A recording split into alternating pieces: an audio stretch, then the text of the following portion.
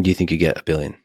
Let me do some math real quick. So we're on 120. So you think about this? No, I don't, honestly. Because one thing you'll find if you want to gain subscribers, if you want to get views, if you want to make money, almost any metric in this video creation space, if you want something, it all comes back to, okay, well then just make great videos. So instead of like focusing on all these arbitrary vanity metrics, I just kind of focus on the one thing that gets me all that, which is make good videos. And that I do think we will one day hit 1 billion subscribers. I don't have a plan on going anywhere, even though we're only on 120 million right now on the main channel. I think like we're doing around 10 million a month now, and YouTube I just don't see it going anywhere, and I don't see any reason why I'd ever get burnt out or quit. So I think with enough time, yes. I wanted to ask you those family-friendly questions before I go to the dark questions. So now we have dark questions. Wait, no, but if you wanted to hook them, you would start off with the dark question. That's how you get them. Okay, well, let me ask you about a Twitter poll you posted.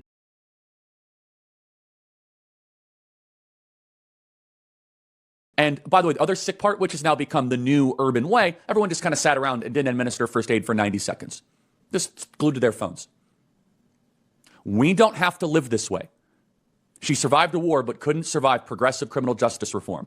We should be more like Seoul in Tokyo. The focus of our leaders trying to say, well, we need criminal justice reform. We need more people in jail. We do not have enough people in prison in America. We do not have enough people in jail. We don't have enough people that are arrested on the side of the streets. That is a constant theme of this program. President Trump makes healthcare affordable again. His 2017 executive order expanded access to truly affordable group plans to all Americans. But Democrats and deep staters have done everything in their power to block it.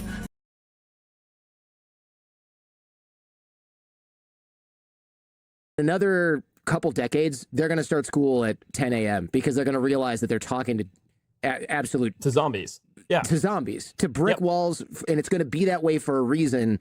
And they're going to be able to figure. There's going to be some metric by which, like, everyone will have an Oura Ring, super version, and they'll go, "Wow, these kids' brains are just not working at all at this hour. How did we start school so early?" And it's like, ask any teenager; they can tell you that immediately. And isn't that the new thing now? It's like all these health guys, I'm going to mess it all up. Like not Jordan Peterson. I don't know. All these health guys are like, sleep is the key. Yes. Yeah, they're all like, sleep is the key to longevity and health. And like, that's like their whole thing now, right?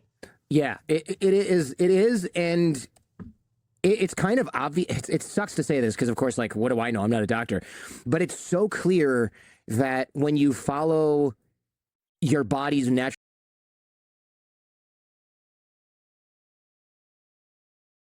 truly is. Straight from Castaway Island, Jack Dorsey. Somebody denying the murder of millions of people or instigating violence against a country as a head of state is not categorically falling in any of those three: misinformation or other categories Twitter has? Not misinformation, but we do have other policies around incitement to violence. So somebody denies the Holocaust has happened is not misinformation? It's misleading information, but we don't have a policy against that type of misleading information. There's no policy with regard to misleading information with regard to Holocaust denial. But if the president of the United States puts something up about COVID that Twitter doesn't like, then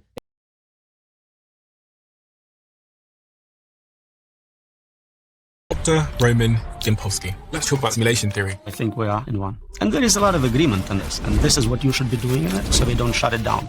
First, I see messages all the time in the comment section that some of you didn't realize you didn't subscribe. So if you could do me a favor and double check if you're a subscriber to this channel, that would be tremendously appreciated. It's the free thing that anybody that watches this show frequently can do to help us here, to keep everything going in this show in the trajectory it's on. So please do double check if you've subscribed. And thank you so much, because in a strange way, you're part of our history and you're on this journey with us. And I appreciate you for that. So yeah, thank you.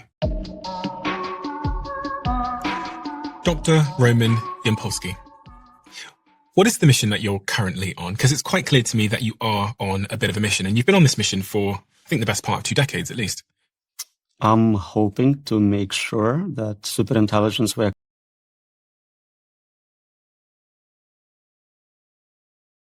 movable type. And at that time, people realized, hey, wait, I can't read this. My priest or my friend over here, he can read it. She can read it. I can't read it. What's going on? And that's when, these people in Venice and in the Netherlands saw that they could take this kind of, glass material and hold it up and maybe put another piece of glass material, and it would make it clearer.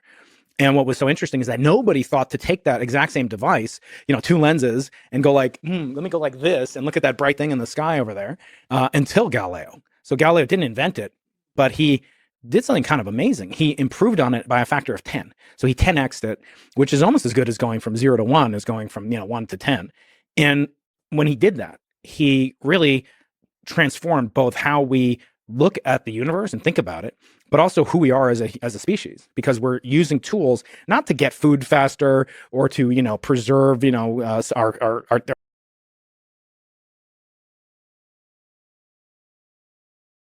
So they needed something called enforceable judgment. So they had Tom come back to court and be deposed on the record. And Tom's deposition actually took place on Zoom, and it is wild. He looks like a shell of who he used to be. And he basically just says that he's broke. Do you have any personal data?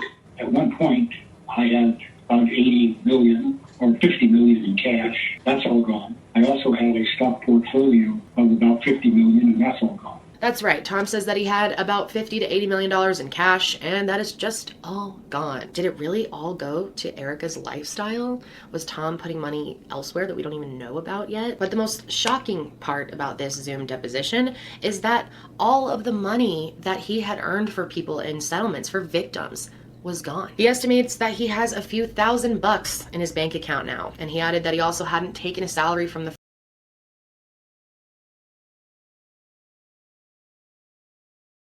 Right. So it seems to me that, despite the fact that you have people, very mainstream, Alan Dershowitz, Julie Brown, for example, even refusing to embrace the official narrative of Epstein's death, that he committed suicide without help.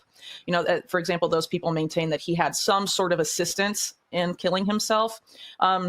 It's hard to take that seriously. And I say that also because if you remember back, there were a lot of things that happened at the prison the day he died. So, for example, cameras weren't working, specifically the camera pointing at his cell. You had claims and also a lawsuit, I believe, brought against the prison guards for forging records and negligence. And within these documents are those records that were these guards were charged, over allegedly forging. And then those charges were quietly dropped.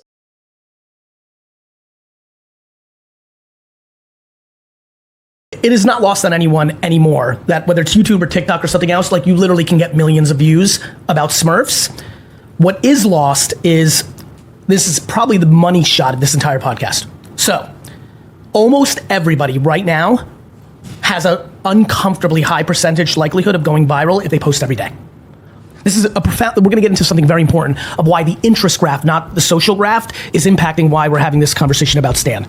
I'm going to go nice and slow. Almost everyone who's listening, if you post something random every day, I'm talking about very random, like you have something stuck in your teeth, you grab a toothpick, you're now on this, I'm going to post something random. Actually, I might create a challenge right now called the 365-day-a-year random post challenge, where you have to post something random every day on TikTok and Instagram. I'll just stay there, but YouTube Shorts, please, Facebook, please.